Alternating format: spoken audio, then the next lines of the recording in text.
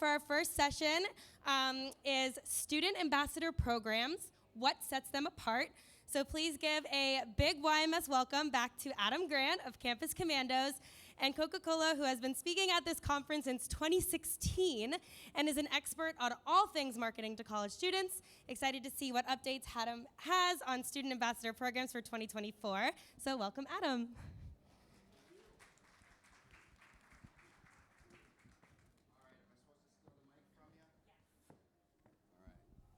Hello, hello.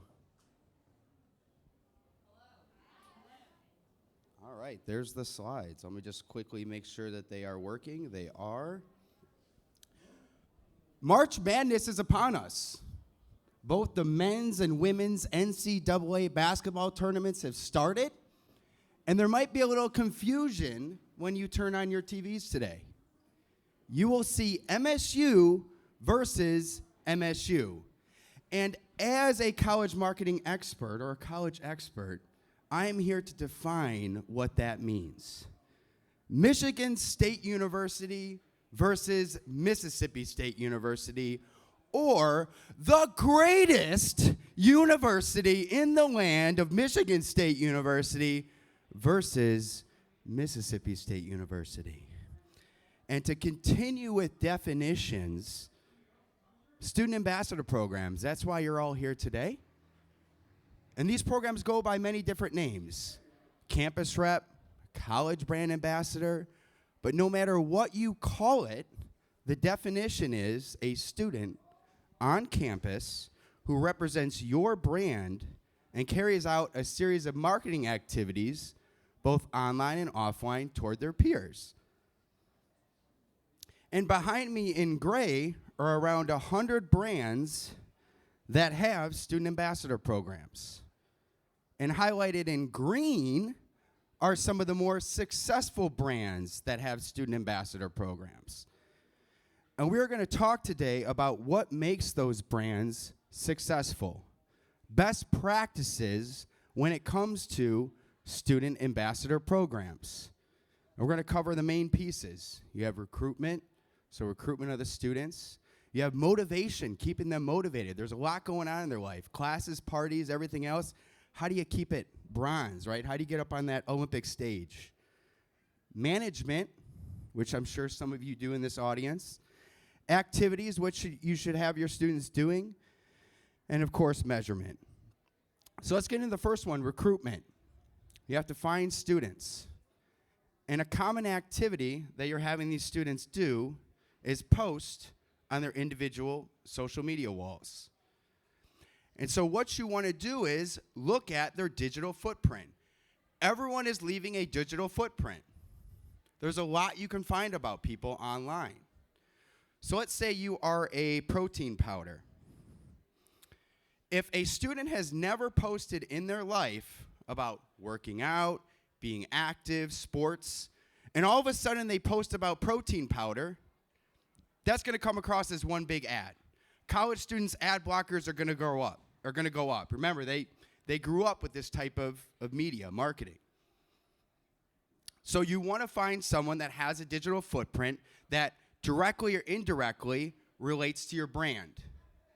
Another example here in the photo is Canon, working with sororities that do a lot of posts on crafts because they want to showcase their products as being crafty with their instant print cameras, etc.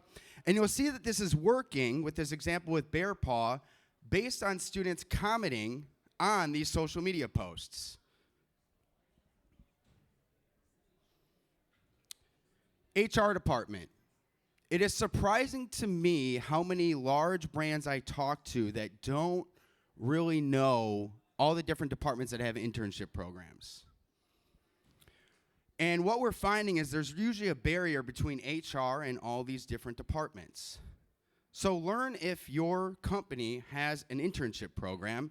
And even if it's not your department, learn if other departments have internship programs. Because it's likely that not all those students are going to graduate. Some are going to be sophomores, juniors, so they're going to go back to school.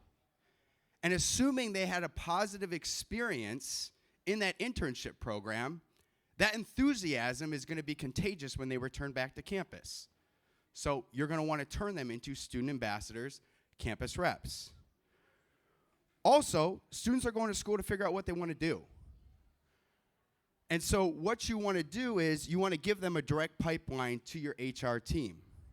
And a direct pipeline is adam@coca-cola.com, not HR@coca-cola.com or info@coca-cola.com. That's also going to help your recruitment as you're helping them figure out what they want to do and giving them a reason to reach out, and then they can go and tell their friends when you need to re-recruit. So we've found our students. Now we have motivation. Compensation. That's how you motivate. We all know cash is king. That's the number one thing. The new minimum is $15 an hour. Before COVID, you can get away with $10 to $12 an hour, but the new minimum is $15 an hour. And of course, some of your programs, you'll do a stipend or a flat fee. You still need to do the math because students are doing the math. Figure out how long they're working and times it by $15 an hour. And if you could pay more, pay more. But you also might have a product that students will work hard for, like Dell and laptops. Now, you may be a brand sitting here that's not cash heavy, right? That those two things don't apply to you. And so you want to, I said this before, students are going to school to figure out exactly what they want to do. So you can provide that as a brand. This is something Pura Vida was very successful at early on in their company and grew to a point where they sold for $75 million to Vera Bradley. They had executives that would travel, and they made a point to visit their student ambassadors in market.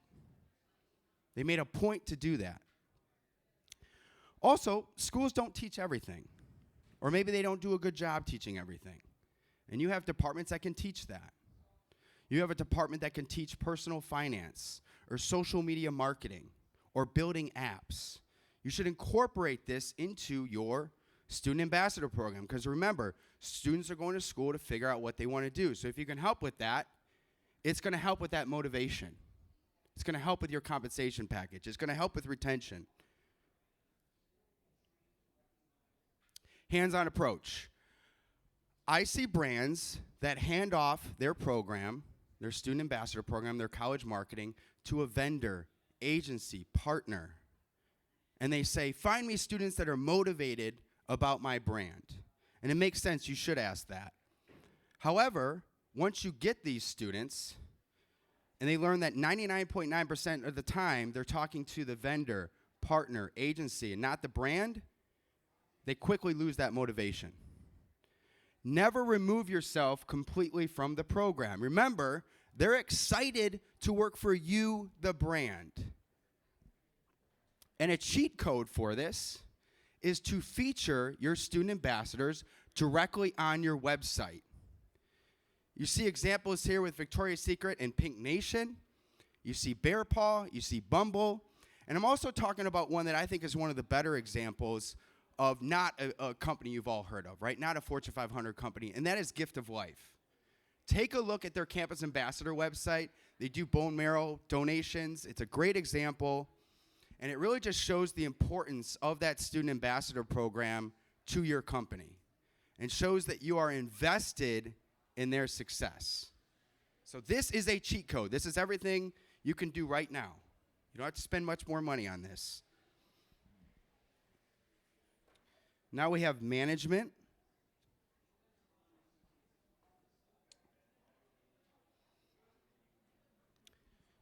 Students are addicted to their mobile device, so more and more student ambassador programs are moving to a student's mobile device. It makes sense.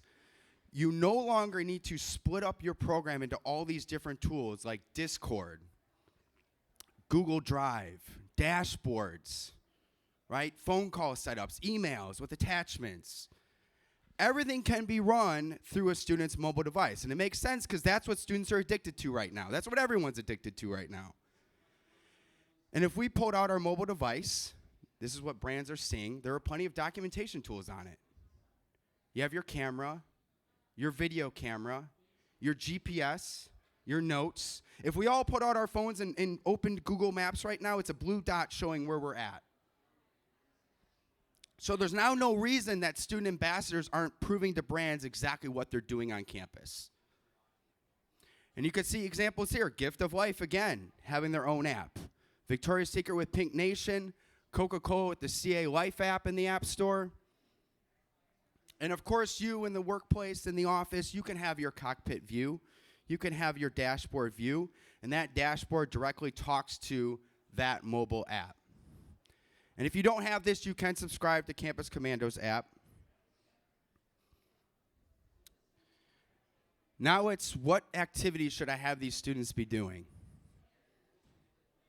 Good brands know there's only so many students that a student ambassador can talk to on campus, especially when they go to an event. They're utilizing Gen Z habits. Really everyone's habits, right? We're taking our phones out, we're taking pictures, and we're sharing those pictures on social media. So good brands know, good student ambassador programs know that they need to give students something to take a picture of. Because if they do, they're extending their reach beyond just those that were at the event. A good example here is Coca-Cola and the polar bear. I'm a parent now of 2 toddlers, and so I pay a lot of attention to kids' menus. And this is one thing that extends well beyond college. If there's one thing, if you're sitting here and you don't give a crap about student ambassador programs, this is something you could take back to your office and apply right away no matter what you do.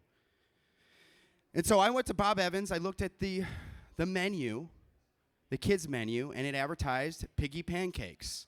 And it encourages you to take a picture of piggy pancakes. And there was a bunch of people sharing this online, like you can see behind me. And it's totally on brand. Bob Evans, farm animals. It's brilliant. You walk out here and you see all these providers that can help you, and you look at their display. Are they giving you something to take a picture of? It's something you can carry on for all your marketing to really extend that reach. Also, as you're thinking of marketing activities, you want to get beyond students' ad blockers. And what you don't want to do is put up a table with a spin wheel. If your partner, vendor, agency, or internal department, that is your marketing, please stop. Please stop. If you don't give students any ideas of what to do, a lot of times that's what they will do because they have a lot going on. They got classes, they got parties, and they got everything else. So you as an agency, partner, brand, you need to start to spark these ideas. And how you do that is you position yourself as a thought leader, or you plant the strategic seed. And how you do that, positioning yourself as a thought leader, you put up an academic calendar. Where does it make sense for my brand to get involved? Or how can I tweak my message based on what's going on in a student's life? An example here is Men's Warehouse. They put up an academic calendar. They see career fairs. Their student ambassador program is student ambassadors giving talks in front of student organizations 1 week before the career fair, talking about how to put their best suit forward. Makes sense. And just this time last year, they've had 40,000 student ambassadors do that. And they run it through their Men's Warehouse Fit app. Full circle here.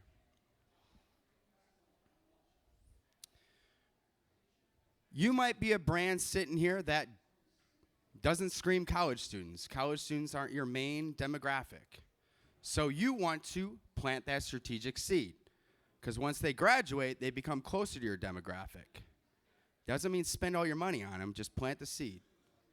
An example here is Brinks. College students don't think a lot about home alarms, home security, but Brinks knows that when they graduate, they start looking into their first home, who's the brand they're going to think about? It's Brinks. And so what they do is they do classroom competitions with capstone courses. And why capstone courses is that's typically the last class you need before you graduate. So it's going to contain a majority of seniors. And assuming that Brinks gave them a positive experience in the classroom, they're going to graduate. They're going to look at their home. What's the first brand they're going to think about? It's going to be Brinks. And so what they do is they do a lot of classroom competitions. They split up the students into teams. They give them a question, and then they declare a winner at the end. And you know you're doing this right if you start to get written permissions from the university to do what you want to do. Here's an example of IKEA and Campus Commandos getting that written permission.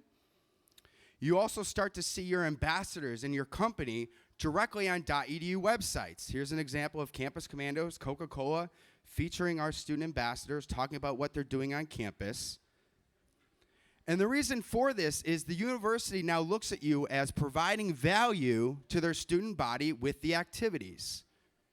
They don't consider you providing value if you have a table and a spin wheel, right? Men's Warehouse giving talks on how to put your best foot forward, that provides value, right?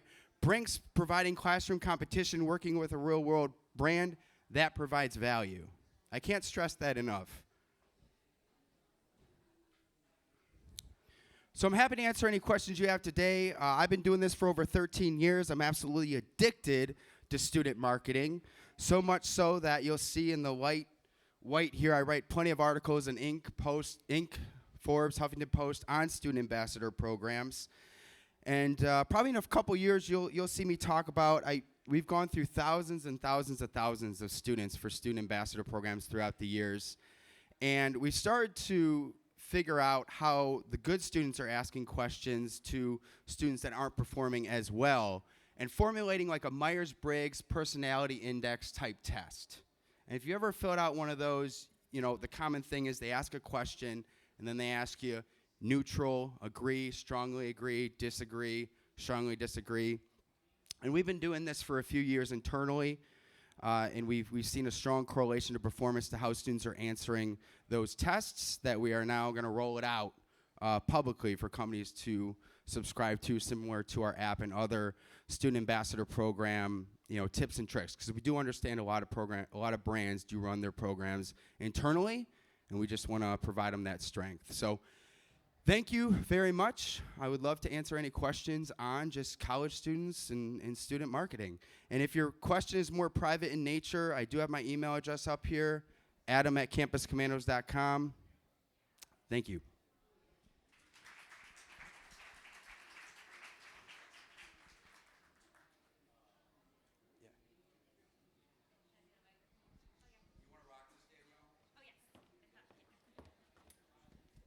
Perfect. You'll need it right after me. Gotcha. So I work in study abroad. Hello. And right now, something you mentioned, we do have an ambassador program, but something you mentioned is making me just think about, in general, our social media. We sometimes use student influencers while they're abroad, but we find them ahead of time. And I think at this point, I'm not in charge of that aspect, but I think one of the things that we do is we're looking for students who are at colleges and universities that we know we've worked with before, who have a big following, but not necessarily doing content related to what we do already. But what you were talking about was, influencers who are doing things that relate to your product, so it doesn't look like they're suddenly becoming an ad for things that don't make sense for them. I'm curious on your opinion of the strategy of what you said versus picking students who just have a big following that might reach new populations who hadn't considered this new thing they're about to do, or does that just turn on that whole ad blocker mentality? So number one, you can always do. So first thing, you can always do A/B testing, right? You can always test an idea against another idea and see what one works, because there's reasons and results, right? And if the other way is working better, you go that other way outside of the reasons. But the other thing is, indirectly, you can look for students that are kind of posting about, taking pictures and getting out there, right? It doesn't have to just necessarily be about travel. So what you want to do is you want to put what are indirect kind of words that if they're posting about these topics, you can make the correlation that when they do post about study abroad, it does come across as organic and authentic. Like Men's Warehouse, no one's posting about, dressing for success, right?